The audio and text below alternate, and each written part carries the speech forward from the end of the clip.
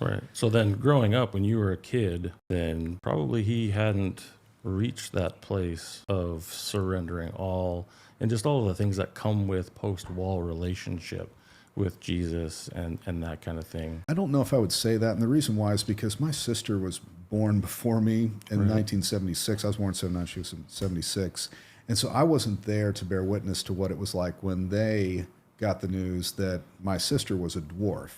Oh, And so, and she's just like Snow White and the Seven. In fact, she's 4 feet, just shy of 4 feet, okay. and I'm 6'1", 6'2". And my parents always said that whenever they would introduce us, they said sometimes the people's look when they see my sister, they look down, look up and see me, and they're thinking. She said, "I know they're thinking which one of them's adopted," and the answer is neither one of us. We're both biological children.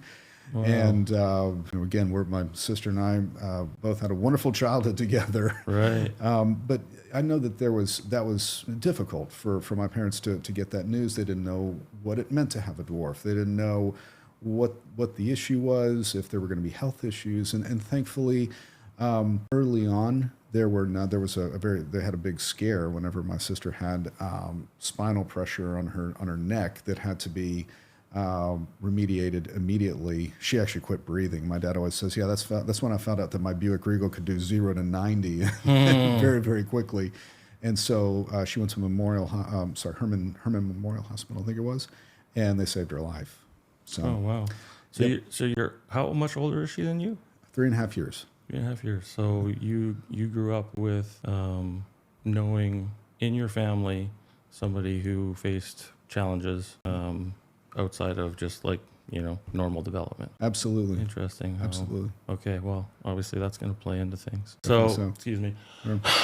All right. So you said you weren't in Dallas throughout your entire school career. So what happened after Dallas?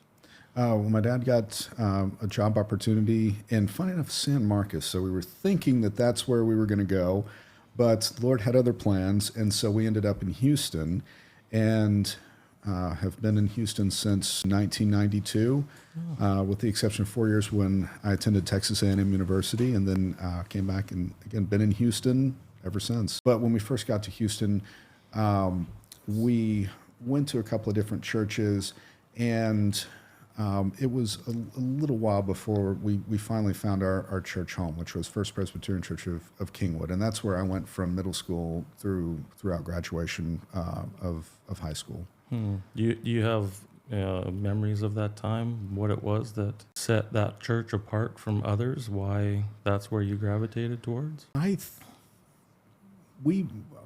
gone to church camp, funny enough, with another church, and had met some of the people there, really liked them.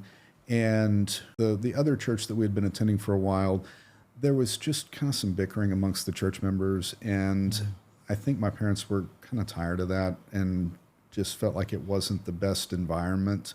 And so they said, we're gonna look. And so I think it was me actually who recommended that we go check out First Presbyterian Church of Kingwood, and went there. And they had a very active youth group, and the staff there were very welcoming to us. And so that's where we became members. Cool. So, and that was from the people that you met at summer camp. Yep. Huh. God's got some cool methods. Yes. Well, Yeah. let me take you back a little bit, because we kind of just skipped over the whole part about Yes, we where did. you meet your wife. Did you meet her in college?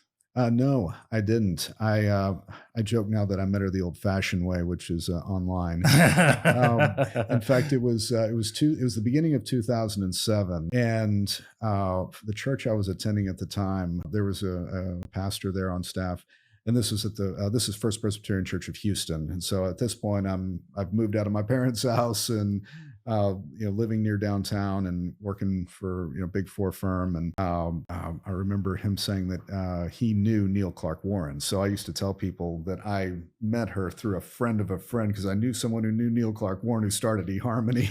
But no, now claim it loudly and proudly. I met her on eHarmony.